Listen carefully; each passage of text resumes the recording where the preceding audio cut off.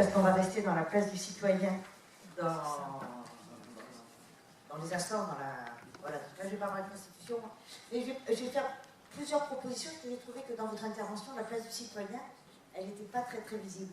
Donc par exemple, moi ce qu'on pourrait proposer dans la mesure où on est dans une situation de chômage plus qu'endémique, pourquoi ne pas faire comme on a fait par exemple pour les représentants syndicaux, c'est-à-dire diminuer le temps de travail, ça permet de le partager, et que chaque citoyen sur cette réduction du temps de travail ait un temps consacré à la res publica, à la chose publique, dans laquelle il peut être formé, donc il acquiert des compétences, parce que moi je ne suis pas pour le tirage au sort, parce que le tirage au sort, il y a une part de hasard.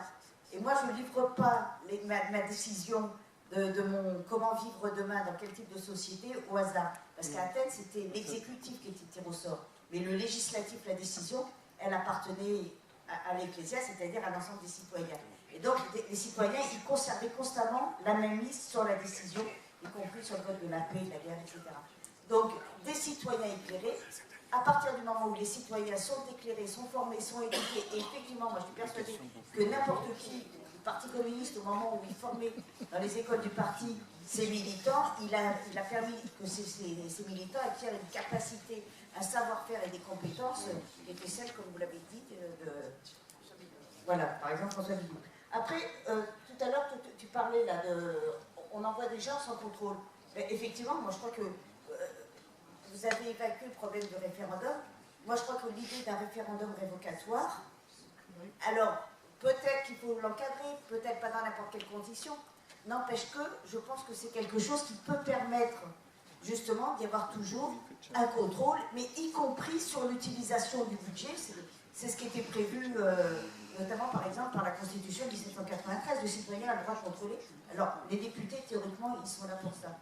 Et une troisième chose que moi je trouve toujours pour insister sur la place du citoyen, que je trouvais très intéressante dans la Constitution de 1793, c'est que toutes les lois revenaient sur le territoire de base de la démocratie, qui était alors on ne disait pas la commune, mais enfin, qui était, disons, aujourd'hui on peut faire ça, la commune, et effectivement, les citoyens de la commune avaient la possibilité de dénoncer une loi qui ne leur convenait pas, et s'il y avait un certain pourcentage, alors après c'est des éléments à définir, et bien il y avait une remise en cause de cette loi. Toute loi qui n'était pas approuvée par le peuple directement n'était pas valable.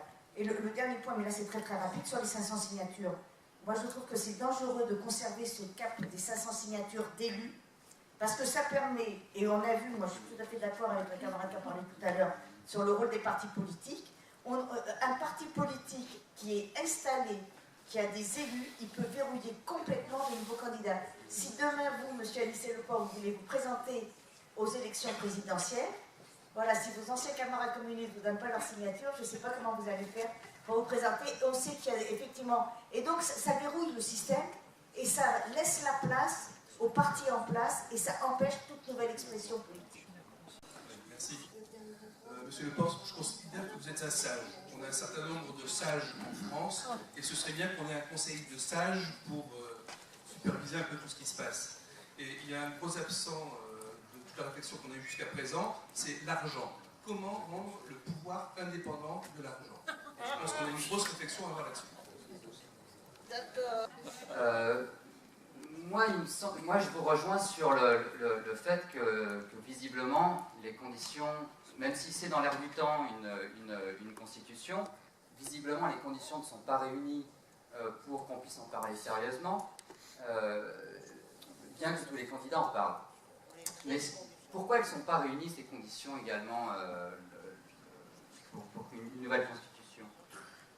Parce que le problème, visiblement, que nous avons, n'est pas un problème d'agencement constitutionnel. Nous avons un problème dû au fait que la souveraineté a été dissoute dans tous ses aspects essentiels, monétaires, budgétaires, diplomatiques.